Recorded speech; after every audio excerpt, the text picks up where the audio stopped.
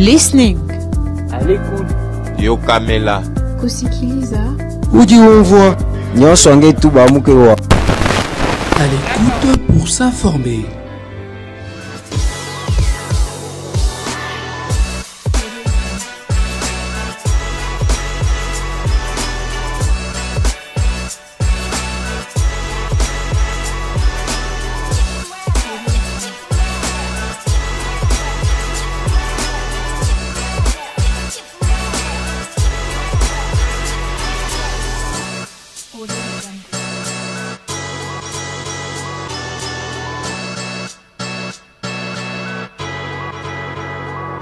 À l'écoute pour s'informer. Bon début de semaine à tous, mesdames et messieurs. Bienvenue à cette émission à l'écoute. Sur ce plateau, je reçois M. Henri Similar Kanda, qui est coordonnateur du mouvement citoyen Force citoyenne populaire, une structure affiliée au parti PPRD de Joseph Kabila. Et ce lundi, nous allons commenter l'actualité du jour ou de la semaine, qui vient de s'achever. Notamment la sortie médiatique de Joseph Kabila. Bonjour Monsieur Henri. Bonjour Madame Jaël, je suis ravi d'être ici surtout. Merci à toi et aux téléspectateurs. Quel est le rôle de votre structure? Bon, nous sommes une structure partenaire au PPRD et nous accompagnons le PPRD dans ses actions. Mis à part cela, nous sommes une structure citoyenne. Nous évoluons essentiellement dans les domaines de l'éducation des masses et de la sensibilisation, dans le veille patriotique et principalement aussi dans les soutiens de la population à pouvoir se prendre en charge. Ça fait combien d'années que vous êtes affilié au PPRD? Nous sommes affiliés au PPRD, c'était un long processus. Je tiens à renouveler mes remerciements au président national Joseph Kabila, à son excellence Ramazani Chadari, et lui féliciter pour sa reconduction parce que ça avait pris pratiquement 2 ans pour l'analyse et ça fait maintenant plus d'une année et demie que nous sommes affiliés. C'était quoi la motivation? Pourquoi il y a plusieurs partis politiques? Pourquoi avoir choisi le PPRD? Bon, la motivation essentiellement est basée sur les principes qui animent le PPRD, par exemple. Nous avons pu observer dans son action au pouvoir et en dehors du pouvoir les respects des principes démocratiques. Et c'est l'une des choses qui nous ont poussé à pouvoir suivre un peu Joseph Kabila dans cet élan pour le soutenir. Parce qu'on avait constaté qu'il y avait un manque quelque part dans ce qui se faisait comme soutien à ces actions, aux actions du PPRD. Nous avons voulu apporter une contribution par rapport à notre apport en matière citoyenne, à notre maîtrise de la question liée à la citoyenneté, de notre maîtrise de l'action liée au développement communautaire, pour pouvoir donner une contribution dans la manière dont la chose publique devra être gérée et dans la manière dont la cité, dans la conception de la nouvelle cité que nous souhaitons pour un Congo plus prospère. Joseph Kabila fait une sortie médiatique. Il a accordé une interview à un média sud-africain. Oui. Que retenir au niveau de votre structure? Comment vous avez analysé cette sortie médiatique de Joseph Kabila? Bon, les gens doivent comprendre, parce qu'il y a trop de gens qui sont en train de jazzer. Les gens sont en train de jazzer, il y a beaucoup de choses qu'on est en train d'interpréter, mais ce qu'il faut comprendre est qu'il n'a pas voulu avoir un regard partisan. Il a voulu avoir un regard d'un homme d'État, c'est ça la différence. Il a voulu donner un point de vue qui regorge à ce point de vue des pistes de solutions claires pouvant nous permettre de résolver ces problèmes de l'Est, au lieu d'aller toujours dans l'allure qui imprime les autorités de Kinshasa, une allure partisane, une allure militante. Or, les questions d'État ne peuvent pas être traitées de manière militante. Les questions d'État doivent être traitées de manière responsable et en toute maturité. C'est là pour prévenir et pouvoir garantir un avenir meilleur, radieux, apaisé. Et vous-même, vous savez que la lecture de Joseph Kabila de la situation actuelle a permis une seule chose, d'ajuster par rapport. Joseph Kabila n'a fait qu'épingler tous les points que son parti a énumérés durant toutes ces années. Donc, durant 3 ans, tout ce que Joseph Kabila a pu dire, c'est en fait un condensé et un ajout de tout ce que le PPRD a toujours pu dire. Nous avons dit clairement que le rare présent que nous vivons en République démocratique du Congo, c'est la gouvernance Tshisekedi. Nous ne cessons de le dire. Nous avons toujours dit que Félix Tshisekedi s'impose comme un problème, pas comme une solution. Sa gouvernance a engendré des maux sociétals. Sa gouvernance a engendré un problème ethnique. Nous l'avons toujours dit. Et la politique qui mène au pouvoir maintenant, c'est une politique qui ne conduit pas à la cohésion nationale. C'est une politique qui conduit à la fragilité de la cohésion nationale, qui rend le Congo vulnérable face à tout type d'agression. Donc c'est là on doit pas voir la question M23 comme étant une question. Une question, lorsqu'elle sera résolue, le Congo n'aura plus de problème. C'est là l'approche du gouvernement actuel. Le régime actuel veut voir la question M23 comme étant l'unique problème que nous avons au Congo. Or, le problème principal que nous avons actuellement, c'est que le gouvernement, ils ont dit que le problème du M23, c'est l'unique problème du pays. Là, c'est vous qui le dites ou bien il y a eu cet officiel? Non, mais vous ne savez. Mais est-ce que vous avez vu ce gouvernement? C'est l'unique pour eux. Vous ne voyez pas même. Là, c'est vous qui le dites. Ce n'est pas moi. Qui l'a dit. À travers de l'Est, c'est l'unique problème qui doit être gérer le M23. Là, c'est vous qui le dites. Lorsque un acteur politique avait proposé maladroitement un dialogue, ces deux régimes avaient dit nous n'en voulons pas. Pourquoi ils avaient dit ils n'en veulent pas? Parce qu'ils sentent que le Congo n'a pas de problème, pouvant nécessiter un dialogue. C'est ça que les gens doivent comprendre. Et pendant ce temps, Ramazani Chadar avait dit ceci, comme point de vue du PPRD, mais ils disent que le pays va bien. À quoi bon dialoguer? C'était la réponse. C'est pour dire que le régime en place se comporte comme si tout allait bien au Congo et qu'il n'y a pas de problème, mis à part l'agression. Donc, ils reconnaissent Félix Tshisekedi comme étant un élu à 75% du suffrage exprimé, à 75%. C'est quand même une insulte à la démocratie. Une insulte, une insulte à la démocratie. Parce que dans un système démocratique, personne ne peut avoir 75% des suffrages, seul dans une élection dictatoriale. Vous avez été membre de la commission, vous êtes un expert en question électorale. Madame, le problème n'est pas affirmations. Le problème n'est pas être expert en matière électorale. Le problème, c'est le déroulement des élections. Le déroulement des élections était chaotique. Comment on peut avoir des élections qui se déroule en une semaine? Comment on peut avoir des élections à la veille? Les électeurs, certains électeurs n'ont pas pu voter parce que leurs cartes se sont auto-effacées. Comment on peut dire qu'il a pu atteindre 74% pendant que les centres de compilation dans des provinces ont été étouffés? Les centres de compilation des résultats. Les résultats ont été compilés à Kinshasa. Comment voulez-vous dire que les résultats ont été bons aussi longtemps que les élections, la loi électorale ne permet pas l'élection par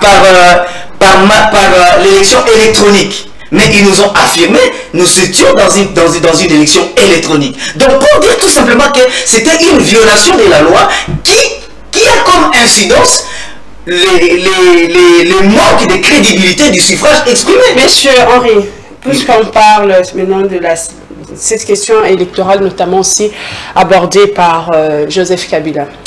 Joseph Kabila, qui notamment il a critiqué dans son interview les élections, le déroulement de ces élections de 2023. Ouais. Mais il y a ces questions les élections de 2018 qui refait surface lorsque Joseph Kabila est en train d'accuser non seulement Joseph Kabila, il y a eu alternance en 2018, passation pacifique du pouvoir entre lui et Félix Tshisekedi. Mais Corneille Nangaa, qui vient confirmer qu'en 2018, il y avait eu tricherie, qui confirme que Félix Tshisekedi n'avait pas gagné ces élections. Est-ce que Joseph Kabila est mieux placé pour critiquer les élections de 2023? Oui, il est mieux placé. Pourquoi? Premièrement, Joseph Kabila n'est pas président de la commission électorale pour avoir un avis en interne, comme l'a fait l'ancien président. L'ancien président Malou Malou, qui est maintenant président de l'AFC, qui est maintenant belligérant, qui est maintenant dans une institution. Corneille Nangaa. Merci beaucoup, Corneille Nangaa. Corneille Nangaa a donné un avis d'une personne qui a été à l'intérieur de l'appareil électoral. Oui, ce n'était pas son avis, il l'a dit, c'était lui le président de la CENI. Lorsqu'il dit que Félix Tshisekedi n'a pas gagné les élections en 2018, c'était lui le président de la commission électorale. J'ai dit ceci, madame, j'ai dit ceci. En tant que président de la commission électorale, il a donné son avis. C'est son avis. C'était une affirmation qu'il est en train de donner là. Il était président de la CENI. Non, moi j'ai dit, c'est pas une affirmation. C'est un avis. Parce qu'une affirmation doit être accompagnée de preuves matérielles. C'est ça la première chose. Il est président de la CENI lorsqu'il dit qu'en 2018, Félix Tshisekedi n'a pas gagné. Je m'excuse dans ces il dit que c'est un monstre qu'il a créé, qu'il doit... Je m'excuse. Il doit faire ce monstre que lui-même a créé. Madame, en matière électorale et en matière pénale, la preuve est de droit. En matière électorale, en matière pénale, la preuve est de droit. Donc vous rejetez ce qu'elle Non, je dis ceci. Moi je n'ai pas qualité à rejeter ce que Corneille Nangaa dit. Ce que Corneille Nangaa dit, ça n'engage que Corneille Nangaa.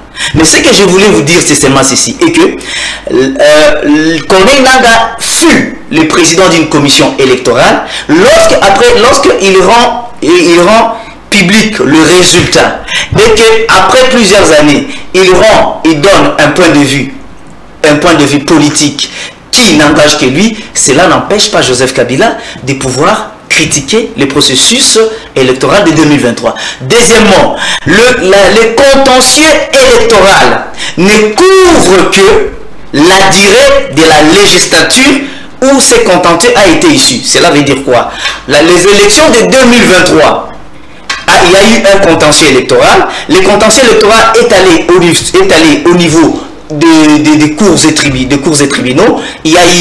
On a tranché et il y a eu donc cette question a couvert 2019 jusqu'en 2023. Donc le fait qu'on a eu des élections qui se sont déroulées et que les personnes en cause, par exemple notamment la personne publiée en deuxième position, Martin Fayulu par exemple, a participé aux élections de 2023. Donc au 2023, cela veut dire qu'on a enterré le contentieux électoral issu de 2018. Vous comprenez? Donc il y a plus de... on ne peut plus parler d'un contentieux électoral issu de 2018. Mais maintenant, ce qu'il y a dit... Là, c'est devant le cours des tribunaux. Hein. Non, là, c'est devant le cours des tribunaux, même devant nous en tant que citoyens. Il n'y a plus de contentieux. Parce que... Non, parce que jusqu'à présent, Martin Fayulu se réclame toujours avoir gagné les élections en 2018. Non, il ne peut pas continuer à se réclamer. Bon, il peut le faire, il est libre à lui. C'est une question politique là maintenant. Là maintenant, c'est une question politique, c'est un avis politique. Mais en matière de contentieux électoral, le contentieux a déjà pris fin. Il n'y a plus de voie de recours. Il n'y a plus de voie de recours. Alors c'est le cas de 2023. Non, attendez, je vous explique maintenant. Lorsque Kabila reconnaît il parle en bien des élections de 2018 ou de 2011, c'est par rapport au respect, c'est par rapport à la loi électorale. Les élections de 2023, de 2018, se sont déroulées en respect de la loi. Les gens ont eu des cartes d'électeurs qui ne s'effaçaient pas. Les gens ont voté en un jour et les résultats ont été rendus publics après avoir compilé les résultats dans le centre de vote. Ça, c'est ce que dit la loi. Bon, maintenant, les élections de 2023, ils se sont déroulés en fait dans un système où les candidats n'allaient pas partout. En 2018, tous les candidats allaient partout. Tous Tout le monde est allé partout, sauf là où il n'avait pas les moyens d'aller, où il n'avait pas envie d'aller. Mais en 2023, les candidats qui allaient au Kasaï étaient rejetés, refusés. On refusait. Le seul qui allait partout, c'était Félix Tshisekedi. Le plupart n'étaient pas aux élections. Comment vous avez vécu cette expérience-là pour... Non, attendez, nous sommes des citoyens, nous avons pu analyser le processus électoral par l'observation citoyenne et nous avons pu comprendre que c'était un processus qui ne méritait pas crédit et le PPRD a eu raison de ne pas participer à ces élections et le PPRD avait relevé, notamment avant ces élections, la nécessité d'avoir des élections inclusives et la nécessité d'avoir des élections inclusives dans le but de susciter la cohésion et de raffermir la cohésion nationale.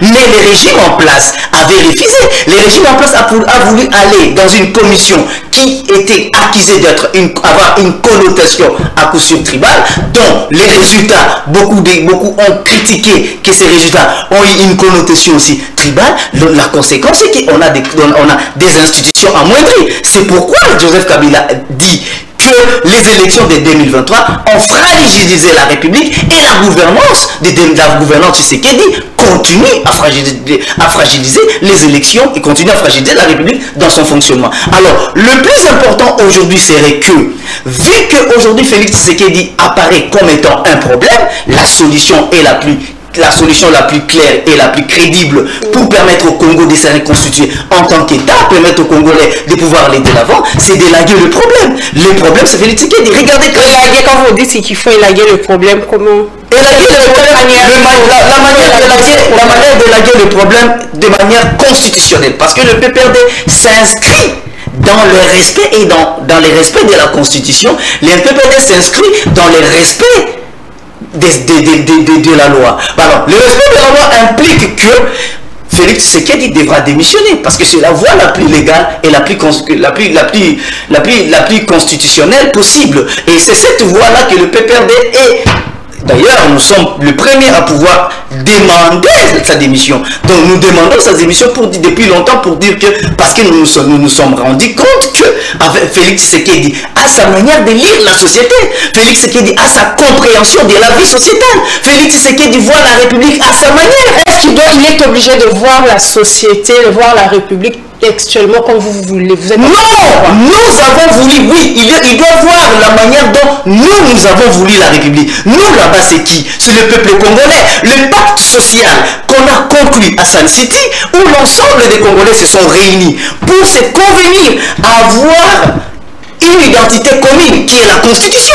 Vous avez vu vous-même comment ils ont fustiger la Constitution, comment ils ont insulté la Constitution, comment ils ont minimisé la Constitution, comment ils appliquent la Constitution à leur entendement. C'est quand même une aberration que dans un État, un parti qui a milité pour la démocratie, un parti qui a lutté pour l'égalité, pour les droits et pour le peuple d'abord, instaure un système de gouvernance tribale, un système d'impunité tribale, vous verrez que la plupart qui volent l'argent, ils ont même tribalisé, même les vols est tribalisé. On vole entre Mukendi, Chibanga, Mbouyi, Ilunga et Kapinga. Et quand on vole entre Mukendi, Chibanga, Kapinga et tout ça, c'est l'impunité. Les autres Kapinga, Mukendi, Chibanga, les autres qui sont ailleurs, protègent. C'est pourquoi vous verrez que l'impunité, l'ingouvernance, l'ingouvernabilité, les Congo vont vers l'ingouvernabilité. Kabila n'a pas la vocation en tant qu'homme d'État de pouvoir condamner Kagame.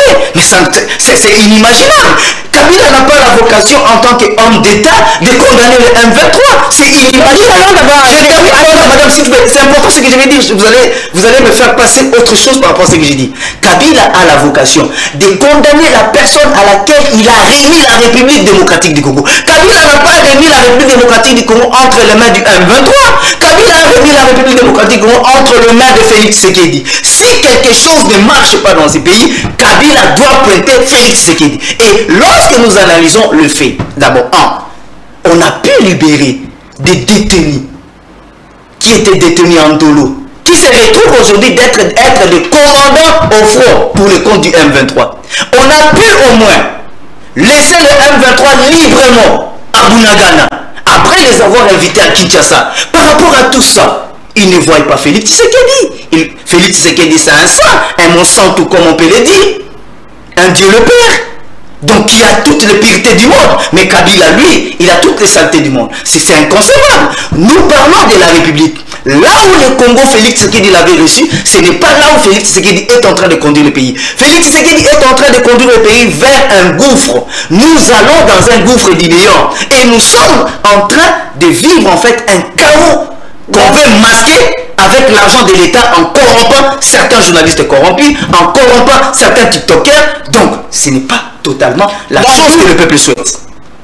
Lorsque vous appelez, vous sollicitez, vous demandez la démission de Félix Tshisekedi, alors si ça n'arrivait pas?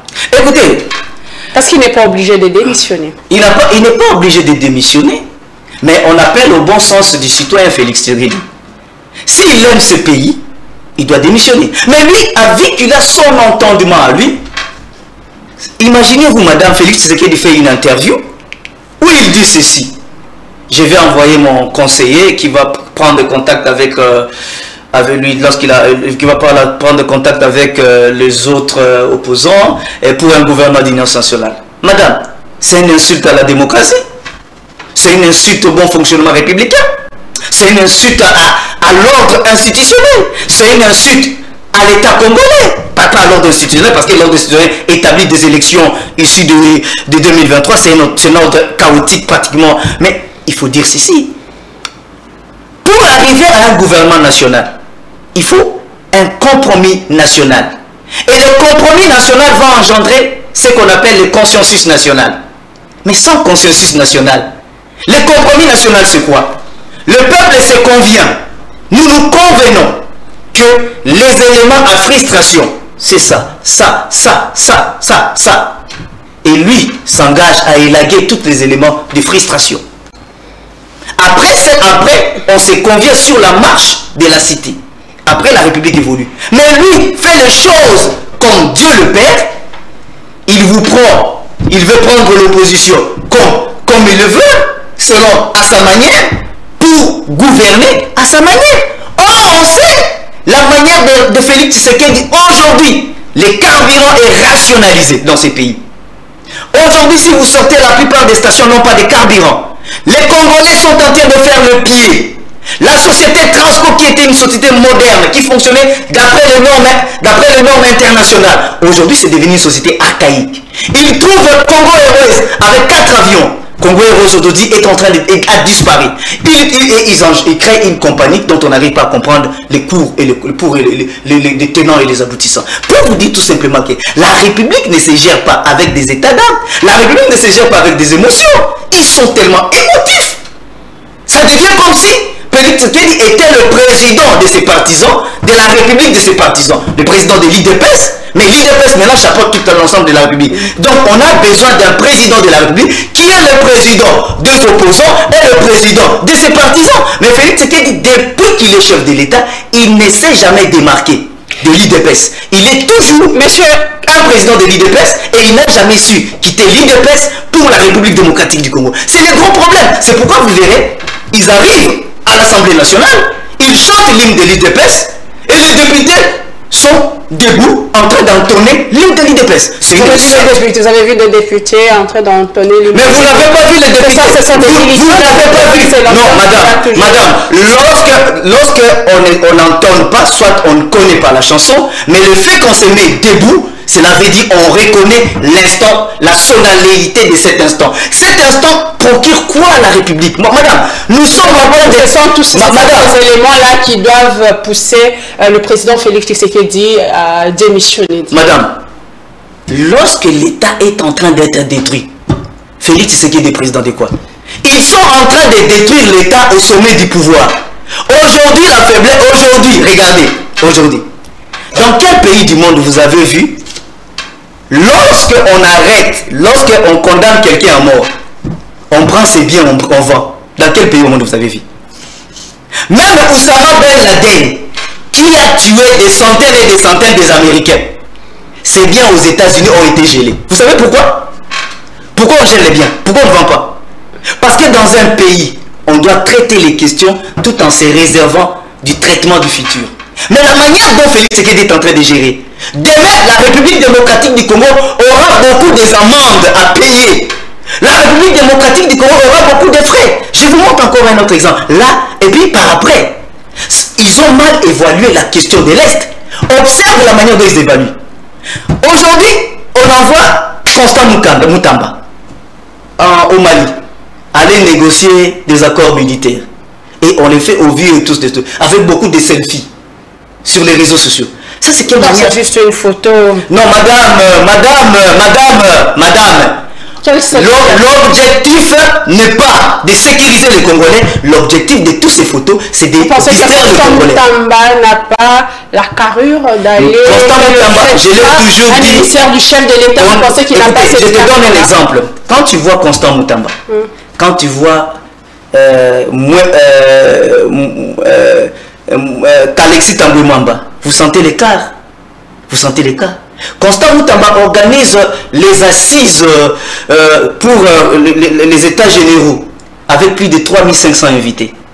Budgétivore. Ces gens gaspillent l'argent. Mais on voit les mêmes messieurs qui organisent des états de siège budgétivore aller dans des églises en train de quémander l'argent pour les militaires. Ils n'arrivent même pas à atteindre 50 000 $. Donc c'est normal. Écoutez, les efforts de guerre sont normaux. Madame, les efforts de guerre pendant que vous gaspillez l'argent de l'État, vous gaspillez l'argent du peuple et vous allez dans des églises demander comme un pauvre. Donc quand vous faites un budget à 3 000, c'est pas parce que c'est une manière de d'appeler les Congolais à soutenir les phares. On n'appelle pas les Congolais à soutenir lorsque vous gaspillez l'argent des Congolais et que vous appelez les Congolais à soutenir avec des miettes. Et lorsque Félix Tshisekedi, la presse suisse étale une affaire où il dépense 440 000 $. Le gouvernement a démenti ces cas. Ils ont démenti. Non, alors du gouvernement a démenti. Il a démenti. La meilleure manière de démentir, c'est de saisir la justice suisse contre ces députés suisses qui a commencé cette affaire et la presse suisse qui a relayé. Ce que nous attendons, qu'ils saisissent, pas de démentir au Congo. Ça, on sait les gens comment ils agissent en manipulateurs. La meilleure façon, allez qu'ils aillent saisir. Ils ont le droit de demander aussi des dommages et intérêts par rapport à ça. Qu'ils aillent saisir contre ce. Alors, maintenant, on saura la vérité. Parce que s'ils saisissent, ils vont présenter des preuves. Regardez maintenant, regardez ce qui a été fait en matière de LMD, licence master doctorat. Tout ce que ces gens font au pouvoir, c'est détruire l'État congolais. Joseph Kabila, en arrivant au Congo, Joseph Kabila a trouvé les diplômes. On était dans un système ancien, les systèmes qu'on appelle classiques. Les systèmes classiques, de la manière dont ça fonctionnait, nos diplômes, les diplômes des Congolais, n'avaient pas l'équivalence sur le plan international. Ça posait un sérieux problème d'équivalence. Joseph Kabila va commencer avec le professeur Machako Mamba. Ils vont commencer le système LMD. Ces gens, le vrai problème quand ils arrivent au pouvoir, ils ne tiennent pas compte du passif. Ils tiennent compte seulement de leurs actions. C'est la même chose qui a étouffé la gratuité de l'enseignement. Ils n'ont pas tenu compte du passif, de ce qui a été fait par Joseph Kabila, par le gouvernement, la gratuité. C'est pourquoi la gratuité patauge. Ça patauge, madame. La qualité, ça a détruit la qualité des enseignements. Les enfants vont en classe par présence. Les enfants n'étudient pas. Les enseignants ne sont pas motivés à bien enseigner. C'est l'un des problèmes. Or, la gratuité de l'enseignement, il y avait des écoles pilotes. Il y avait un processus d'études. C'est la même chose avec le système LMD. Le système LMD a commencé en République démocratique du Congo avec des universités pilotes qui ont pu fonctionner pendant plus de 10 ans. Et ils arrivent en 2022, ils lancent leur LMDAE qui ne prend pas en compte ce qui a été fait et qui ne prend pas en compte ce qui est fait sur le plan international. Lorsqu'on parle du L de LMD, L comme licencié, ici au Congo, c'est un gradué. Et lorsqu'on parle du master, ici au Congo, c'est un licencié. Vous voyez l'aberration. L'aberration, c'est que quelqu'un qui a un master au Congo, lorsqu'il sort à l'extérieur, c'est un licencié. Donc tout ça, voilà pourquoi vous attendez, lorsqu'il sort à l'extérieur, partir pour être remplacé par qui? Laissez-moi finir, je vais en venir. On a beaucoup de j'en termine là-bas, c'est capital. On a brisé l'avenir des jeunes Congolais en détruisant le système et en engendrant un système LMD au Congo qui est différent du reste du monde entier. Parce que lorsqu'on parle dans le monde entier, on parle du master, c'est un DEA. Et un DEA, c'est quelque chose qui prédispose un étudiant ou une personne à avoir le doctorat. Mais nous, on a fait... Donc c'est pourquoi les étudiants maintenant n'arrivent pas à comprendre les systèmes LMD. Mais vous avez quelqu'un qui est en master, il a 20 cours. Et ça fonctionne comme ça. Et les gens disent, Félix Sassou Kamamou, il doit continuer, il est là, jusqu'à Jésus va revenir. Mais ils sont en train de détruire l'État. C'est ce qui nous énerve. L'État est en train d'être détruit. Alors ils détruisent l'État, ils détruisent l'enseignement primaire, ils détruisent l'enseignement universitaire, ils détruisent l'armée, ils détruisent tout. Mais au nom, tout simplement, c'est leur tour. Ils doivent manger. Donc voilà pourquoi Joseph Kabila veut revenir. Mais madame, vous appelez la décision de Félix pour que Joseph Kabila revienne. Madame, constitutionnellement, il n'existe pas un article qui interdit à Joseph Kabila de revenir au pouvoir. Il n'y a pas un seul article. Il avait déjà épuisé ses mandats. Non, on épuise le cycle de 2 mandats. Il n'a pas épuisé le cycle indéfini de mandats. Les cycles de 2 mandats. Donc après 2 mandats, lorsqu'il y a une personne, il peut revenir. Mais à cela, c'est à lui de s'exprimer, c'est pas à moi. S'il voudra revenir, c'est à lui. Mais moi, je serai là pour l'accompagner. Monsieur Henri, lorsque Joseph Kabila dit concernant la situation à l'Est, la crise ne se limite pas aux actions incontrôlées du M23 présenté à tort comme un groupe anarchiste. Un proxy d'État étranger sans revendication légitime ni à un simple désaccord entre la RDC et le Rwanda. Aujourd'hui, ce discours de Joseph Kabila fâche concernant la situation, concernant le M23. C'est parce que les gens ne connaissent pas très bien l'affaire, la chose. Hein. Joseph Kabila a pu aborder, vous savez, qu'on le veuille ou pas, qu'on le veuille ou pas, qu'on le veuille ou pas, que ce soit sur le plan militaire, que ce soit dans n'importe quel plan, j'aimerais vous dire ceci. Lorsque Félix Tshisekedi est en train de négocier avec Kagame, pour vous répondre, Félix Tshisekedi comment on appelle ça? Nous parlons du M23. Je parle du M23. Je suis dans le M23. Non, je suis dans le M23 et j'ai répondu. Je suis dans le M23 et j'ai répondu à ce que vous venez de dire, anarchiste, pour que vous compreniez. Lui-même, il avait combattu ce M23 lorsqu'il était au pouvoir aujourd'hui. Il dit que ce sont. Il n'y a rien d'approbation du M23 là-dedans. Il n'y a rien d'approbation. Il n'y a rien d'approbation. Il n'y a rien d'approbation. C'est juste que c'est une manière de dire, d'expliciter un problème et d'expliciter aussi le contenu du problème. C'est juste ça. Il a explicité un problème et le contenu du problème. C'est ça. Le M23 est une aspiration du peuple, c'est aussi... Non, il n'a pas dit du peuple là-dedans. Vous avez mal lu. Il n'a pas dit du peuple. C'est interprétation. Non, ce n'est pas ça. Il n'a pas dit du peuple. Il a tout simplement évoqué que dans cette affaire, lorsque le régime en place reçoit les M23 ici à Kinshasa, ils font 14 mois ici à Kinshasa. Ils ne nous ont pas dit durant les 14 mois, ils se sont chuchotés quoi à l'oreille. Lorsqu'ils rentrent là-bas, Joseph Kabila, dans cette analyse ici, il a tout simplement, il a dit que le M23 est la responsabilité du régime en place. C'est une manière de... Il dit, monsieur, je répète, monsieur Henri. Oui. La crise ne se limite pas aux actions incontrôlées du M23. Présenté à tort, il dit présenté à tort comme un groupe anarchiste, un proxy d'un État étranger sans revendication légitime. Présenté à tort. Mais est-ce que quand il dit présenté à tort, qu'est-ce qui gêne là-dedans? Voilà pourquoi je vous pose la question. Mais moi j'ai dit qu'est-ce qui gêne pro-Kabila. Mais oui, moi j'ai dit dans ce qu'il dit quand il dit présenter à tort. Est-ce que vous voyez la présentation de ces gouvernements, la manière dont ils font les tableaux de la question de l'Est? Vous pouvez dire que c'est la manière la plus concrète. Est-ce que vous pouvez dire cela?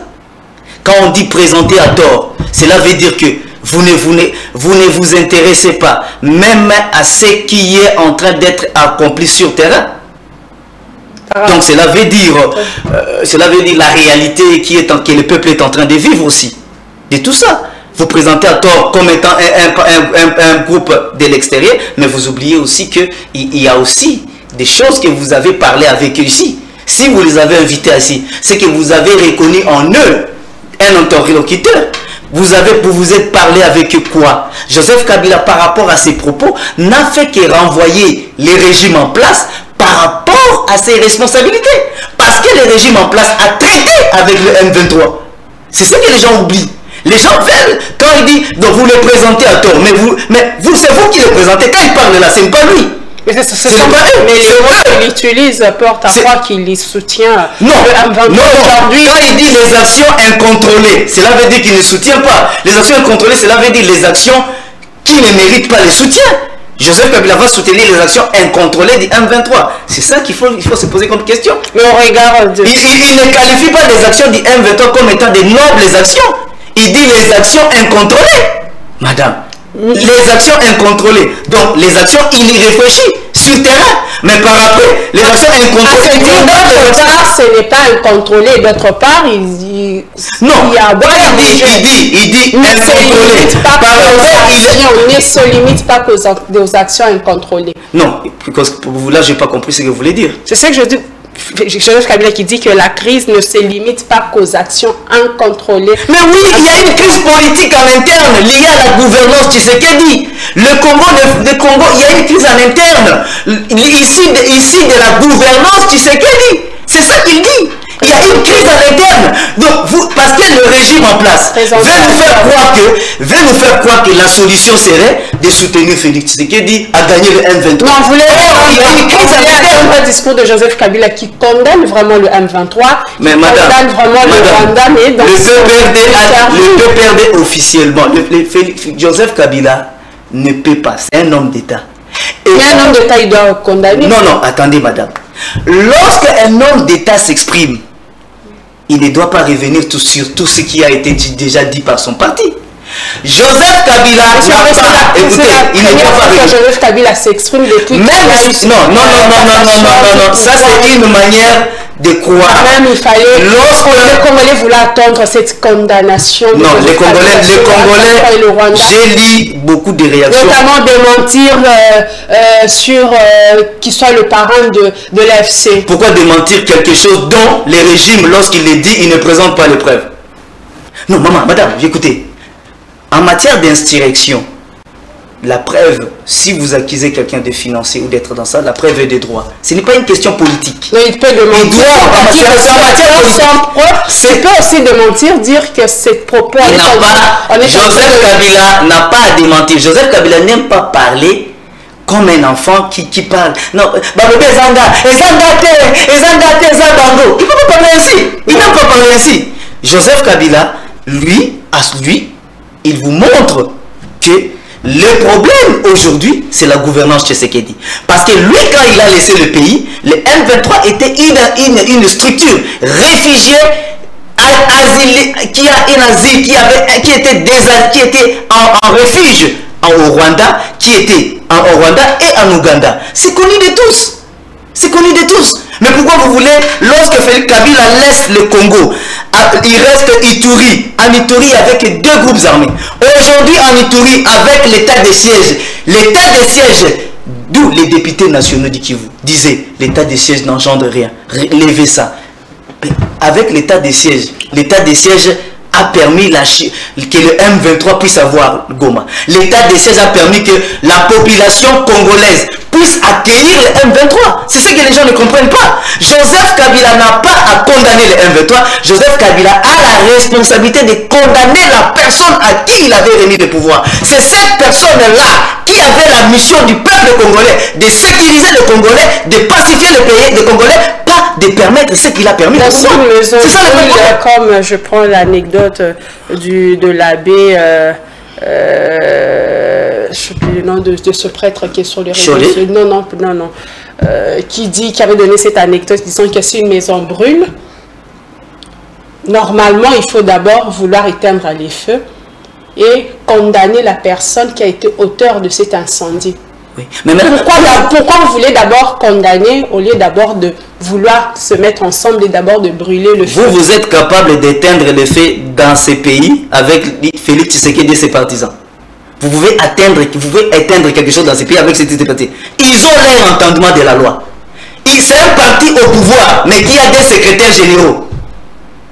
Et qui a un seul président, Félix Tshisekedi. Vous trouvez que ces gens-là sont normaux? Un parti au pouvoir, avec des secrétaires généraux, hein? Et avec donc un parti au pouvoir qui se dédouble. Papa, il faut éviter. Le problème, c'est la gouvernance de Félix Tshisekedi. Le problème, c'est pas Kabila. Et lorsqu'on veut atteindre le feu dans ce pays, il faut commencer d'abord par le pyromane. Et quand on parle du pyromane, la gouvernance, c'est l'IDPS aujourd'hui. Ils sont leur gouvernance, met le feu sur le pays, leur gouvernance paralyse l'économie, leur gouvernance nous a donné un budget de 18 milliards dont personne ne sait situer où ça passe. Un budget de 18 milliards où les fonctionnaires ont du mal à être payés, où le pays fonctionne au ralenti, où le carburant commence à manquer, où les militaires au front manquent de moyens. Donc pour vous dire que dans l'entretemps, il y a une intolérance politique comme tu n'as pas idée. L'intimidation, l'insulte. J'ai suivi la première ministre, c'est une occasion pour la répondre. En Europe, elle dit, devant la diaspora, elle dit, mais Makambouana, Yakoloba, ma stigmatisation, ma swahiliphone, et côté Wapi, c'est comme si c'était des montages. Mais madame, on a vu des ministres de Dishocha ici, qui se présentaient comme porte-parole du chef de l'État, s'attaquaient aux swahilophones. Plusieurs vidéos. Le problème, c'est pourquoi à l'heure actuelle on dramatise, on sait qu'il y a une armée numérique du Rwanda qui non, madame ne va pas là-bas. Madame ne va pas toujours dans le Rwanda. Non, ne va pas toujours dans le Rwanda. Vous voulez qu'on puisse indexer le Rwanda dans cette affaire. Parce que celui l'agresseur, même la communauté internationale, hier au Conseil de sécurité le week-end, on a sanctionné même le Rwanda. Pourquoi vous ne voulez pas qu'on pointe le Rwanda? Madame, est-ce que le président du Rwanda, est-ce que le Congo est sous-titré du Rwanda pour que nous on commence à parler du Rwanda? Mais c'est le pays agresseur reconnu. Mais madame, l'agresseur profite de la fragilité en interne. C'est ce que vous oubliez. La fragilité en interne réside de quoi? De la gouvernance actuelle. On ne veut pas rassembler le Congolais. On insulte la Constitution. Alors on va se rassembler de quoi? Mais c'est ça le vrai problème. C'est ça le vrai problème. Déjà à la fin de cette émission. Votre mot de la fin. Le problème est que lorsque nous parlons, quand on est citoyen congolais, nous, quand le pays ne marche pas, on n'aura pas des voisins qui viendront nous dorloter. Vu nos richesses, on aura toujours des voisins qui envieront nos richesses et qui voudront prendre chez nous. Aujourd'hui, c'est le Rwanda. Attendez-vous demain que ce soit un autre État. L'Ouganda, écoute madame, aujourd'hui, les gens ne parlent pas de ce qui est en train de faire à l'Est. On ne parle que du M23. Mais est-ce que vous savez à Beni, là où le gouverneur qui a été nommé il est, que dans ces territoires-là, l'Ouganda s'est positionné valablement. L'Ouganda a pris des positions. L'Ouganda s'est renforcé militairement. Je parle avec la population qui est là-bas. Les gens s'inquiètent. Pourquoi que c'est un territoire congolais, on doit avoir une présence dominante de l'armée ougandaise de cette manière-là? Monsieur, l'armée ougandaise a été accusée par plusieurs activistes de pouvoir faciliter le M23. Mais maintenant, lorsque les choses ne marchent pas au pays, vous voulez que nous, on se mette. Ah, l'Ouganda, c'est mauvais. Le Rwanda, c'est mauvais. Non! L'Ouganda, si elle est entrée ici... Mais vous oubliez que lorsque Joseph Kabila avait dirigé ces pays, il avait aussi pointé le Rwanda. Joseph Kabila a pointé le Rwanda. Pourquoi aujourd'hui vous refusez de pointer Joseph Kabila a pointé parce qu'à son époque aussi, il avait Joseph Kabila a pointé le Rwanda. Les opposants de l'époque sont allés au Rwanda. Donc pour vous, c'est la vengeance. Etienne Tshisekedi, je m'excuse. Non, vous ne comprenez pas. La réalité de l'époque n'est pas cette réalité. Moi, je ne soutiendrai pas un État qui nous agresse. Je ne soutiendrai pas des individus qui nous agressent. Mon souhait, pour toujours, est que Nanga n'arrive jamais et que le M23 n'atteigne jamais Kinshasa. C'est ça mon souhait. Mais dans l'entretemps, ne m'empêchez pas de pouvoir sauver mon pays en disant la vérité à ceux qui dirigent le Congo, que leur manière de diriger le Congo nous fragilise en interne et fait le jeu de l'ennemi. Vous pouvez imaginer que le M23 attaque, on lui laisse plus de 2 ans. Lorsqu'il prend Goma, on nous interdit de nous exprimer. Sous prétexte, on va nous condamner. Mais aujourd'hui, Mais nous sommes arrivés à la fin. Aujourd'hui, nous en sommes où? Nous sommes à la fin. Ne déshonorez pas Félix Tshisekedi parce que Joseph Kabila a laissé le pouvoir aux mains de Félix Tshisekedi. Donc, le seul responsable aujourd'hui, si ça marche et si ça ne marche pas, c'est Félix Tshisekedi. Nous allons revenir, je reviendrai ici dans les prochains jours pour poursuivre avec votre intervention, mais les délais, c'est les temps. Nous sommes obligés de nous arrêter ici. Mesdames et messieurs, merci à vous de nous avoir suivis. Je vous retrouve très prochainement. Nous espérons que M. Henri reviendra sur ce plateau. Henri Simila reviendra sur ce plateau pour débattre, échanger sur d'autres questions d'actualité. Au revoir. Au revoir. Merci. Listening. À l'écoute. Yo Kamela. Kusikiliza. Udi umvua nyonso angetu bamuke wa. À l'écoute pour s'informer.